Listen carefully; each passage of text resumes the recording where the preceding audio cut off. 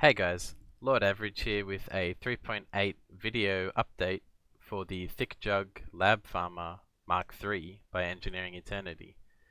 So he made a written guide and a path of building, which I will link in the description, but no official video for the build since he's on a YouTube break at the moment.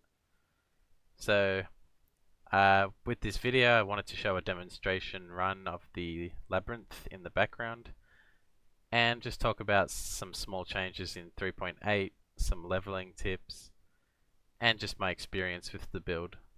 So the run that I'm showing right now, it was done as a level 70 Jug with a 5-link Earthquake using quite poor gear.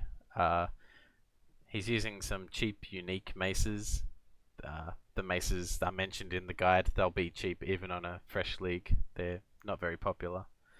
And the rest of the gear is just a lot of it's stuff I used during the campaign while leveling, or just random rare gear you'll come across. None of it's fancy. Very basic stuff. And in this video I do have the final ascension, which is pretty powerful defensively. But the defenses are fine even without it. Like when I did the Uber Lab the first time on this Jug, it was with a 4-link Earthquake and worse gear than this. And obviously I lacked the final ascension since I was doing it the first time.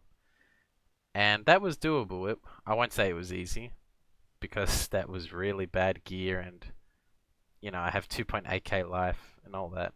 But it's doable if you're a bit careful on Izaro. So you'll have no problem getting it done the first time with a bit of care or just a bit of gear. But still very low budget either way. And then once you've done it once, you'll get your final ascension and you'll be set from there for sure. So some of the 3.8 changes that are relevant to this build are firstly the pulverized support gem.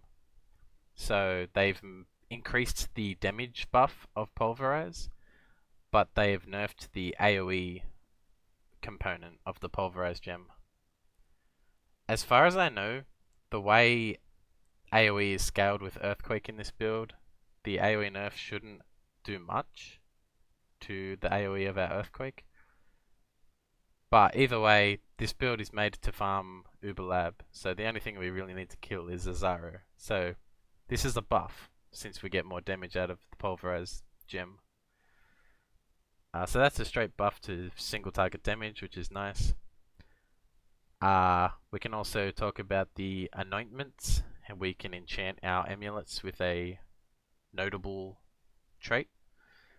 So one of those to keep an eye out for is tenacity.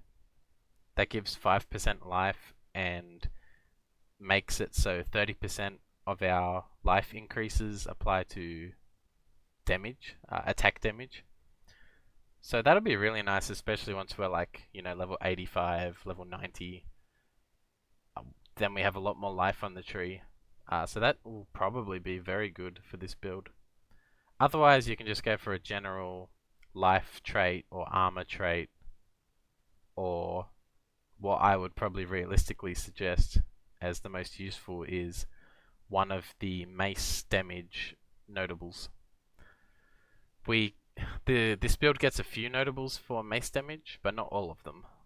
So one of those is probably the largest damage increase, but also definitely keep an eye out for tenacity. That's one of the new ones that you can only get from oils and anointments. So the final 3.8 change I will talk about is pretty minor, but it affects the leveling. So mana flasks. Unfortunately, if you hate mana flasks, this build basically requires them for leveling. As you can see, I do have a mana flask in this video, but I don't use it once. I don't need it because this build uses you know, gain percent damage as mana, kind of like mana leech. So you don't have to worry about it once you've got the build running. But for leveling, you need mana flasks for sure. So basically 3.8 buffing mana flasks makes our leveling a little bit easier.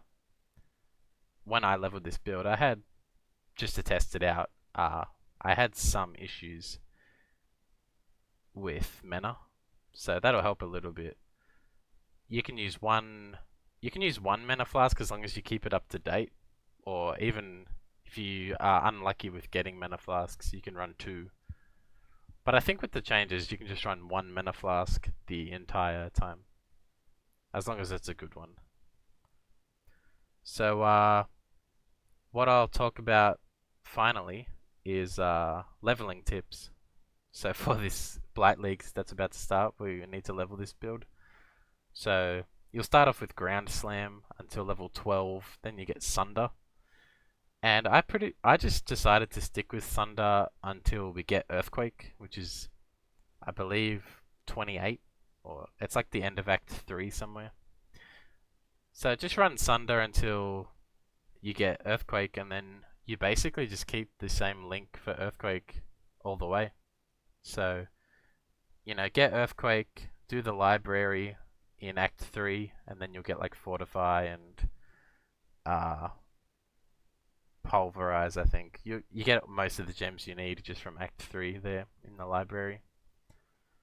And yeah, you're pretty set. Earthquake's actually a nice ability to level with, in my opinion. And try and grab like the auras and stuff as you can. You don't want to reserve too much mana before you get Leech. Maybe just run like a couple small auras or one larger aura. But yeah. That's pretty much all I've got to say about the build. It hasn't changed much. Refer to the written guide for all the details of actually, you know, the gear and the final build. But all I can say is this build is awesome. Even on a super budget like League Start, it's quite competent at clearing the lab, and it only gets way better with some gear and investment. But even with just a 5-link and basics, you'll be fine to keep clearing the labyrinth. Obviously, it's not as fast as like a Pathfinder, but you can get right in there way quicker than building a Pathfinder, in my opinion, and then just clear reasonably quick until you make enough currency to go very quick. Yeah, so I'm definitely league starting with this build.